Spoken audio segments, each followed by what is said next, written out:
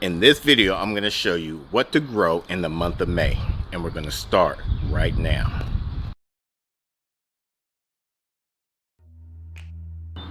What's going on YouTube Garden? It's your boy Sydney from the Naked Garden channel. In this video, we're going to show you what to grow in the month of May. We're going to start with the flowers. For the flowers, we're going to, if you want to grow all of these, you should direct sow. We're going to start with the echinacea, the purple cone flowers. You can also do any type of verbenias. And I love zinnias for the simple fact that they attract a lot of butterflies, especially monarch butterflies. My mom, she was very attracted to monarch butterflies, so I love anything that attracts something that resembles my mother. Another thing is sunflowers. The Mrs. Naked Gardener, she loves sunflowers. She planted in all three of these beds here. And so we love sunflower. We're going to actually try to harvest some of these since we like to have some bird feeders here to keep the birds away from our produce, especially when we're going to have snap peas, beans, and stuff like that. So when they start to flower and bloom and put out their pods, hopefully these sunflowers will attract the birds so that way they don't kill or eat or harvest there. Another thing that you can direct sow is these nasturtiums. With the nasturtiums, the flower and the leaves are edible, so you can add these to different types of salads or stir fries. We're gonna try to put these in the stir fries, so that's good.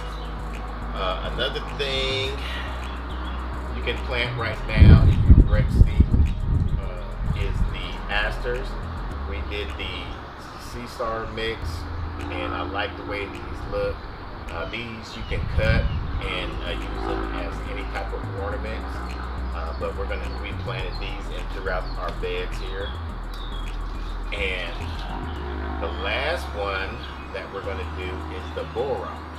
The borage, they're a self-seeding edible plant as well, where you can eat the flowers and the leaves.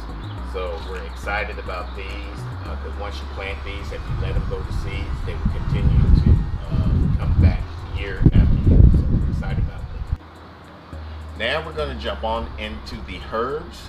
With the herbs, you can just about plant any herbs except for cilantro, since that's a cold tolerant. You might get away with parsley depending on where you plant it at.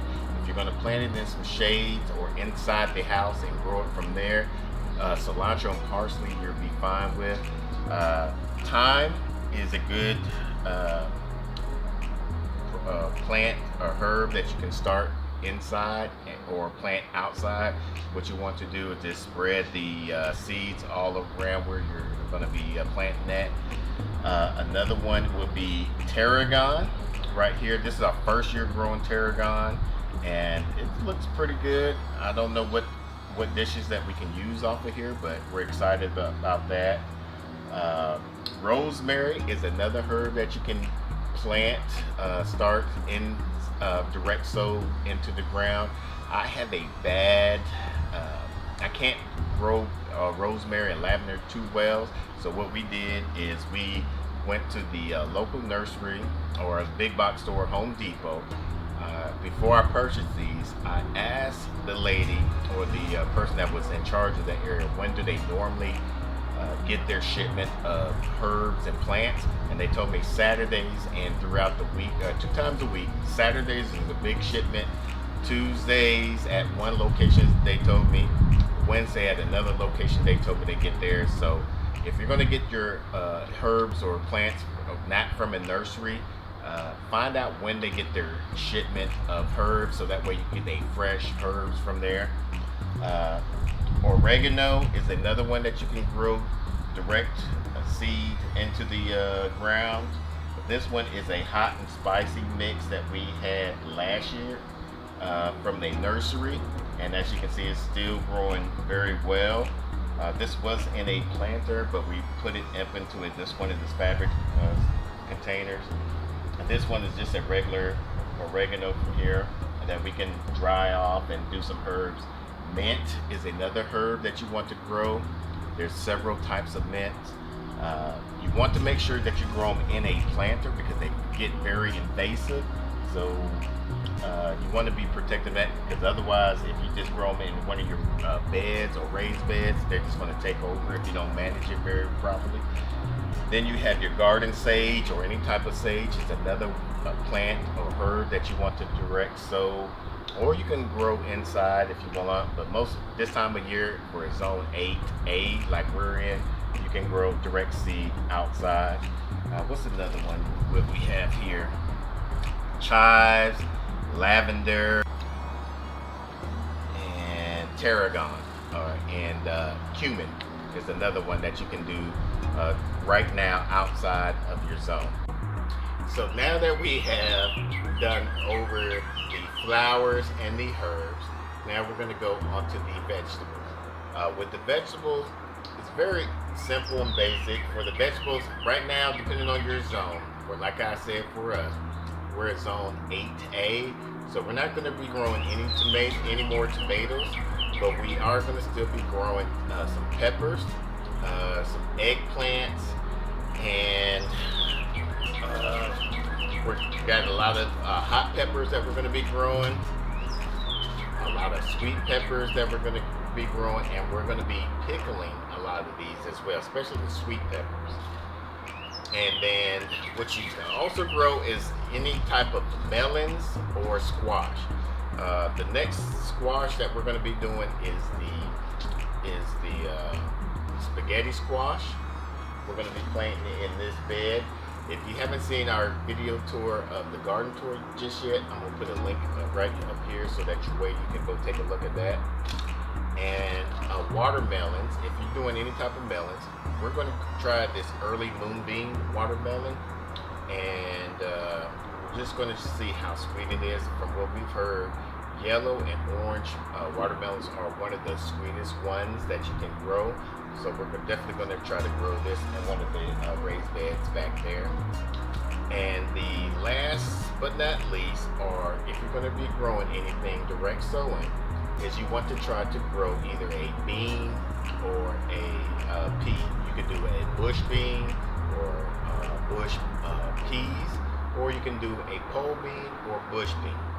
Now, we're going to be doing in this bed right here, we just put this trellises up, and this one is called the King Tut Purple. So I'm going to be putting these in here. If you want to see how we're going to be growing these, make sure you hit that subscribe button and hit the bell icon so you don't miss the upload when we do this video here. And on this side, I'm going to be doing the sugar snap peas. And so that way, when this pea's going on this side and the sugar snap peas going this side, we can continue to harvest them and go on from there. So that, we did the flowers, we did the herbs, and the vegetables. The only other vegetable I can think of that you can grow that is still edible or to harvest. Can you think of anything, man?